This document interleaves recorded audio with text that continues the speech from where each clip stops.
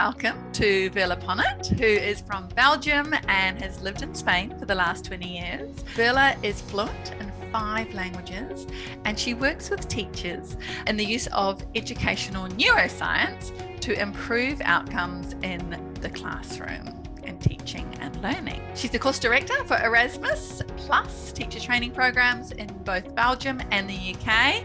Good morning, Veerle. It's so great to have you here with us. Good morning to you in Australia. Veerle, you've got such an interesting background in languages and neuroscience. Please tell us a little bit more about yourself and your work.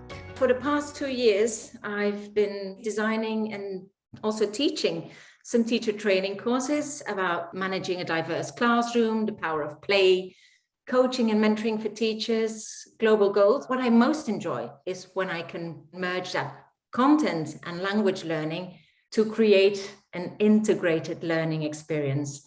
Veerle, you talk about critical windows to language learning.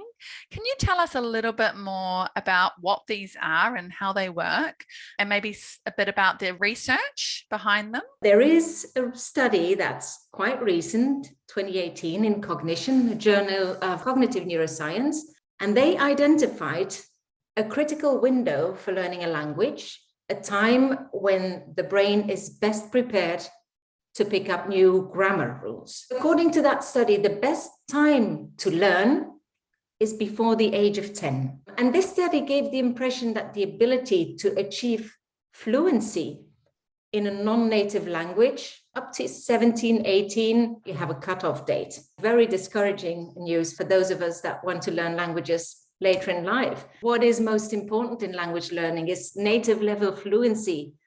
Should that even be the primary goal? Because to me, language learning is all about communication. So while these critical windows do signify the period in people's lives when they are most likely to achieve the proficiency of a native speaker, the kind of rules that come naturally to you when you're speaking in your first language, like fluency, that is possible at any age. It seems that languages are more predominantly taught in secondary, and yet it's interesting that that research shows that primary is the time that we should really be sort of focusing on. Do you have any sort of quick thoughts about that?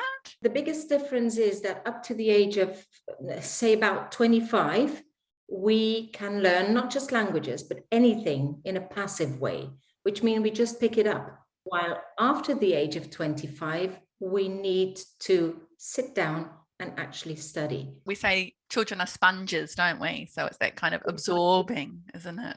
So tell us a bit about your own personal experience with language learning, because 5 languages, very impressive. I grew up in Belgium. We have 3 official languages in the country to start with. Dutch, which would be the same language that is spoken in Belgium and in the Netherlands. The difference would be like American English, British English, Australian English. It's the same language, but they have different accents. Dutch, French, and German. So we started learning French at the age of about 8. We didn't start learning English till about 10, and then German at the age of 14. Belgian people, mostly the Flemish, they are known for really good language skills. And I believe that there's mainly 2 reasons for this. In Belgium, all television programs and cinema are in original version. I remember when I went to the cinema the very first time, must have been about 5, 6 years old, maybe. I watched the whole film. I really enjoyed. Everything was in English. There were subtitles in Flemish and in French, but I didn't know how to read. Somehow, what we said before about that being a sponge, you just soak it up somehow. I wasn't frustrated that the film was in English and I didn't know how to read the subtitles. I was just watching the film and enjoying it. Another reason, Belgium is a tiny country. If you look at the map, it's like literally at the heart of Europe. You drive like 1.5 hours and you're in a different country that speaks a different language. So what are some of these implications for bilingualism then, if you're thinking about critical windows and the theories and learning languages at different stages of your life? What does this mean? Studies have shown that bilingual children who learned languages from birth and bilingual adults who started learning a second language much later in life, they have the amazing ability to filter out sound interference when they are attending to a task. A possible interpretation of these findings is that bilinguals have to deal with two languages in one mind. So they need to filter out interference from the non-target language, being the language that is not in use, and activate that target one, which is the language that one wants to speak or listen to. So as a result of this intense and daily brain training, bilinguals may actually develop a stronger resilience than monolingual speakers to environmental distractions. Now take this to the classroom. We all know that the attention skills are quite limited or very limited, and that distractions impair our performance in every single thing that we do. Classrooms are usually noisy environments where children need to learn in the presence of many distractors.